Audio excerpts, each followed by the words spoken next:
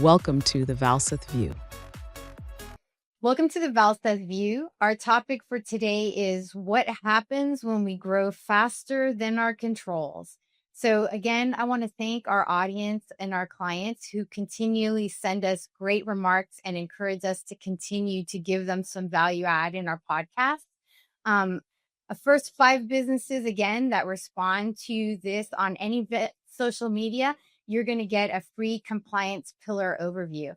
And we'll go into what these compliance pillars are in the future, but for now, just know it's a great value. So definitely comment, say free, say whatever you want to, and we'll get back to you about that.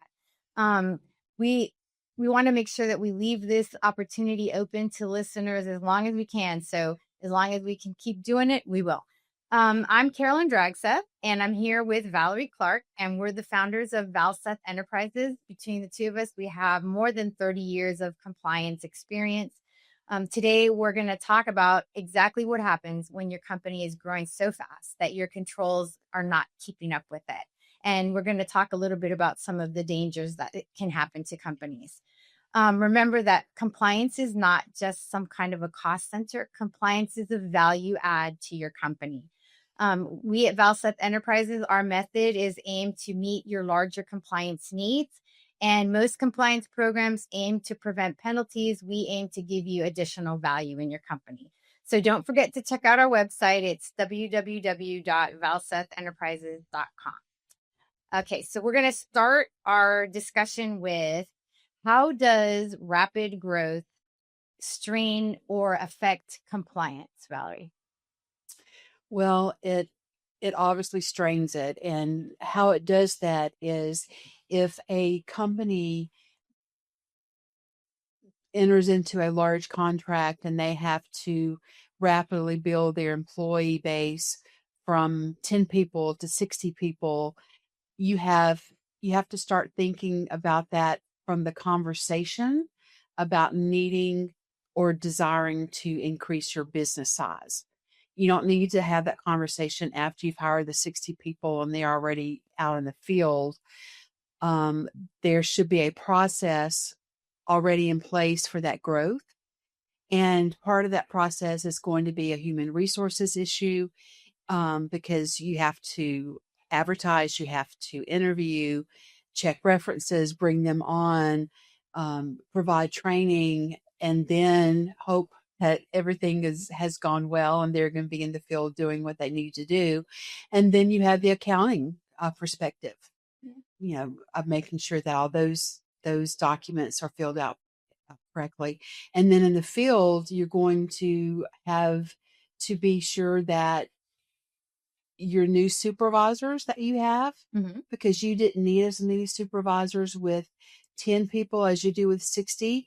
Are they comfortable enough being a supervisor? Because being a supervisor is difficult, as we both know. You have to have more knowledge than your employees, but you also have to have a personality that enables you to correct things in a way that people are amenable to. Right. And let's use the example of, we talked previously about how a small business can do something like a manual process with paper. Yes. And we've talked about what if that you grow so fast that I can no longer do it on paper. I need additional help. So how do we make sure that we put into place something that will help that overall governance structure of compliance so that as we grow, our processes are kind of keeping up with our growth? Well, I'm a big fan of checklists. Yes. And calendars. And that is where I would make sure that I had a compliance department, even if that department was only 2 people, because you're going to need to have someone there coordinating all these different events while one is actually doing the audits. But you're going to need to have a checklist for everything, pretty much. If you are a company that works under OSHA guidelines, you need to make sure you not only have those guidelines, but they're available at the workplace. The MSDS sheets are available. Your vendor names are available. The insurance documents are there.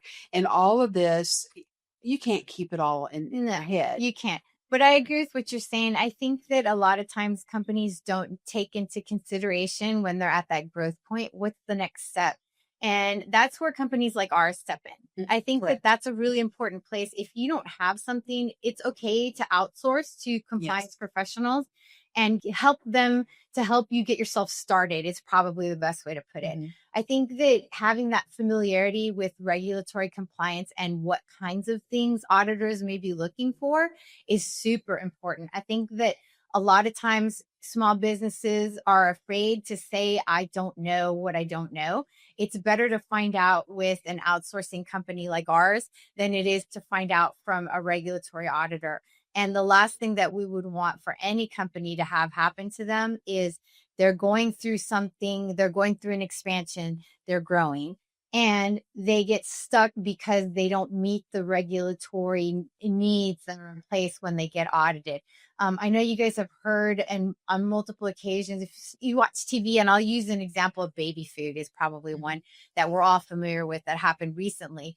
They have a factory, the factory has compliance, they go in to do an audit, there's something that's wrong, and what happens? Your factory gets shut down. That's a loss to your company. It's a loss to the value of your company because your face value with your consumer is going to decrease.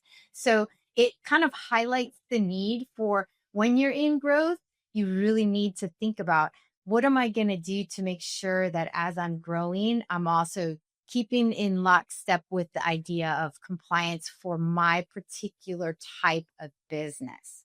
So, do you know what breaks first? Systems break first. And I'd like to add, going back to what we just talked about, if you choose to go with our company, it doesn't have to be a forever type of situation. It could be if that's what your need is. But if your need is for us to come in, do an audit review, work with you to teach you and train you, that is also available. Some companies don't need us full time, or they want us until they build something full time internally. Yeah. So, and I like what you used initially too, where you were talking about the supervisor. I think that that's really important. If you have new supervisors, you want to send them to training, but you don't have someone on staff available to do that. You can kind of hand over your policies when you outsource it and say, okay, look, we're coming to you and what we need is training. Please train these 5 supervisors, because we can definitely work through scenarios with them so that should anything come up, they're spot on. And be a resource for them if necessary. Right. And I think that some of the things that we've seen when they go through an audit is when they question the employees. Can you kind of talk a little bit about, let's assume there's an auditor who's in the company's offices and they're looking at everything and they walk up to an employee. What's an example of maybe somebody who's doing a good job meeting your compliance needs, and then maybe somebody who really needs some help? So let's just assume that it's going to be a regular compliance audit, and the regulators come in, and one of the things that they are going to be looking at and talking to is how the front office handles visitors who come in. Okay. Most people may not think that you need to have some type of a process for when people come into your business, but you really do. Because if 5 people come in and you only have one person, and the first person takes 30 minutes, you're going to have an issue with the other 4 people. So one of the processes that y'all may have discussed in supervisory meetings or even managerial level meetings is, okay, if that happens, then we're going to have this process of the person working the front desk is going to call Susie Q. And then if Susie Q goes out there and she needs some assistance, then she's going to go call Anna. Mm-hmm. If you don't pass that information along down to Susie Q and Anna, and then the people who are in the front office, you're going to have issues because you probably have that in policy format. And when you talk to Susie Q and Anna, and also the executive management or managerial leaders, they're going to give you this information, but they're watching what's happening in the front office, and no one knows who to call. And they know that because they ask once everything is fine and the customers are assisted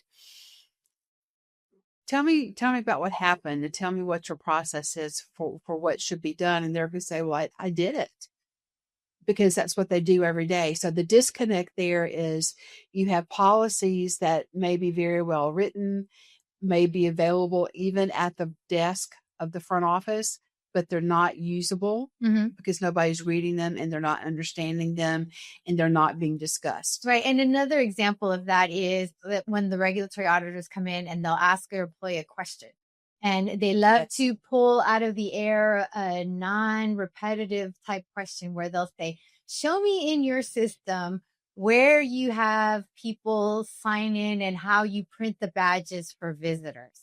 And if you have the front desk staff who is maybe, let's just say, new, they've never had to do it before. And so they're just going to sit there like with like a doe in the headlight saying, I have no idea what we do and I don't know how to do it. And that's why I let, whoever it was come in and I didn't print a pass for him, even though it may say that in their policies. So I think that it's important to understand that auditors are not only testing what you have written, they're also testing your employees to poke and kind of find out, do you understand what you're supposed to be doing on the day-to-day type things that are going on in your job? Lots of companies, especially I want to say, like there are a lot of industries where there are safety hazards to having people just kind of wandering through your factory floor or through a construction workspace.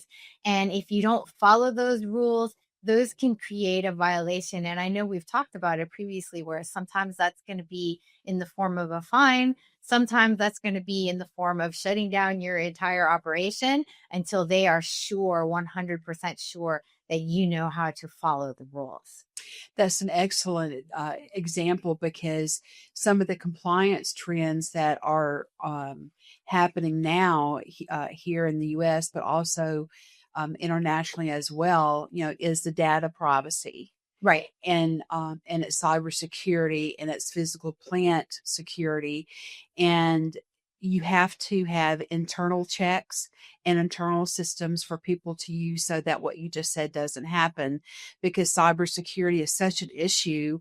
You don't want someone who is coming into your, especially where you build things or make things or have confidential information laying around or being discussed. You really need to monitor that. And most of that monitoring is done with technology. And so part of what you have to know from a compliance perspective is, yes, you have to know that program very, very well, the ins and the outs of it, but you have to know also the technological trends, the compliance requirements to that, because that is a protection for your company, is to make sure that nothing gets by anyone. Mm-hmm. And if we think about like medium to large businesses, I think that that's where the danger really lies between having a policy in place and then having an employee who doesn't know or understand the policy. And I think that if we think about larger businesses, I think that really that's at the point where they can outsource to a company like ours, of course, and get their written policies done and maybe have live trainings occasionally, things like that.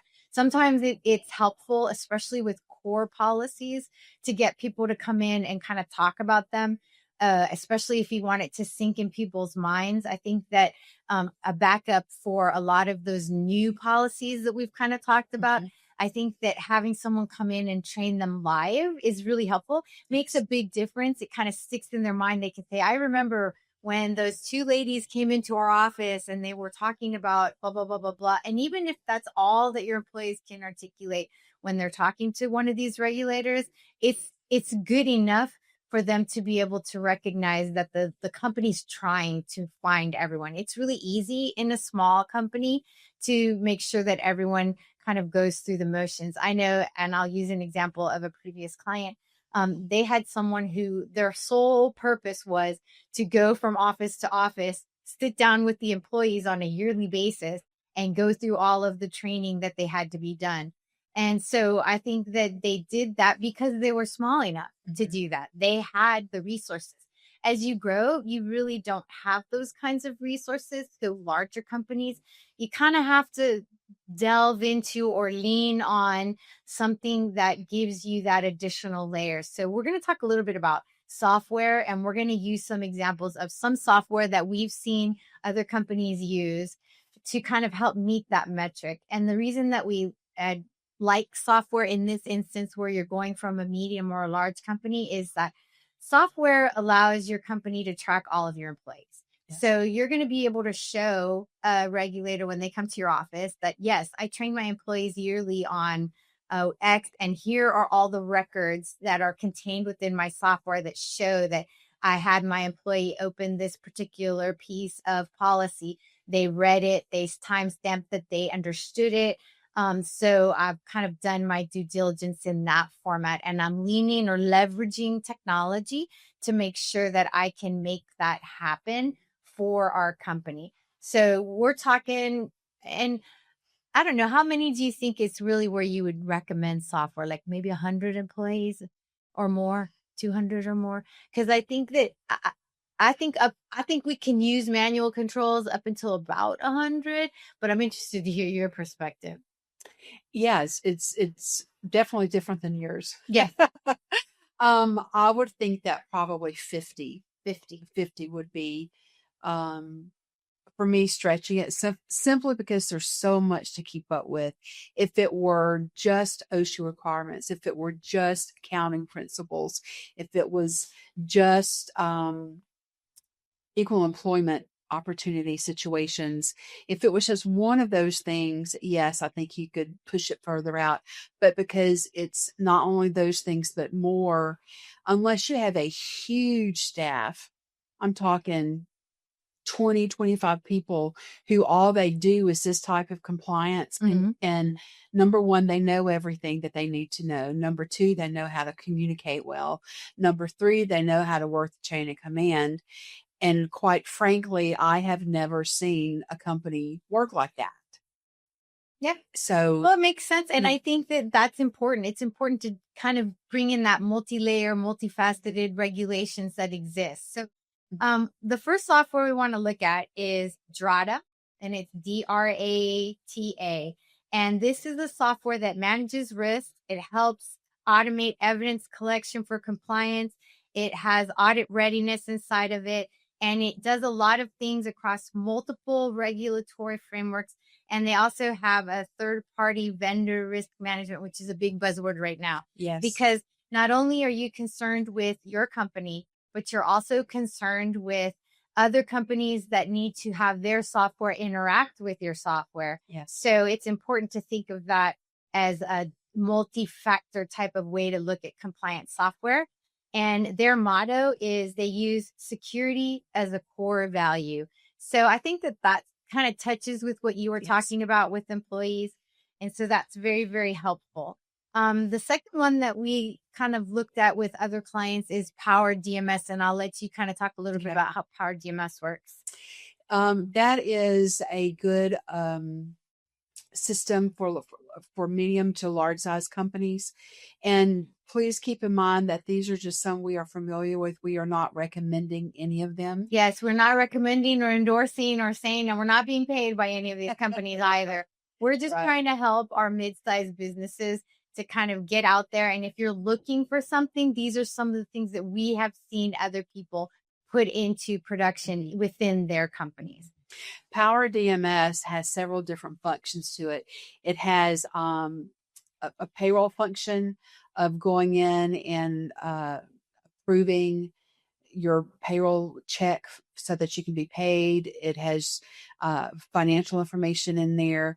It's where you can write policies, or actually the policy department can unlock a policy for, say, the compliance department, who can then update it or write it. And then it sends it out, sends the new policy or the revised policy out to previously identified people who have to approve the policy. There's some checkup steps already built into the system for the policy and planning department to follow up on, so that it's not lost in the computer system. And then it also keeps track of your revisions, and it lets you know when your next annual review of that policy is due. And then it also takes care of training. As you mentioned earlier, you can put a training in there. in the system. And then when an employee completes the training, they will sign the documentation certifying that they have read it and that they understood it. And then in the training, you can also add policies and PowerPoints to increase the creativity of the training in PowerDMS. Okay. All right. Well, that kind of wrapping up our episode today about for mid and large size businesses, some idea of some of the things of where compliance can break as you grow. So we want to remind you to go to our website. It's www.valsethenterprises.com. We have some free forms that are there. We also have some other forms that are available for companies. And we, again, encourage our listeners, you can make a comment and we will give you a free compliance overview. So please feel free to do that as well. Thank you guys for listening, and we look forward to our next episode. Thanks for watching. Be sure to hit that like and subscribe button and leave us a review in the comments.